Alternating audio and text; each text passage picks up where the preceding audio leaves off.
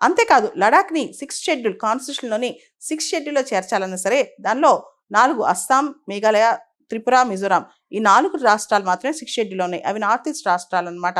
ఇప్పుడు జమ్మూ కాశ్మీర్లో ఉన్న ప్రాంతాలకి లడాఖ్కి ఇలాంటివి 6th షెడ్యూల్ స్టేటస్ ఇవ్వడం అంత ఈజీ కాదనమాట. అయితే అక్కడ లోకల్స్, లడాఖ్లో ఉన్న లోకల్స్ మాత్రం వాళ్ళ ల్యాండ్ కానీ, వాళ్ళ కల్చర్ కానీ, వాళ్ళ ఐడెంటిటీ కానీ ఇవన్నీ ప్రొటెక్ట్ చేసుకోవాలనుకుంటున్నారు. దాంతోపాటు స్టేట్లో అక్కడ tourism promotion, mining rights, infrastructure development వీటి మీద కూడా ఫోకస్ చేయాలి. కాబట్టి ప్రభుత్వం అన్ని బ్యాలెన్స్ చేయాలని ట్రై చేస్తుంది. అయితే అక్కడ ప్రజలు మాత్రం వాళ్ళకి స్వయం ప్రతిపత్తి కావాలి, దాంతోపాటు స్టేట్హుడ్ కావాలి, అండ్ కొంతమంది 6th షెడ్యూల్లో ఇంక్లూడ్ చేయాలి లడాఖ్ని.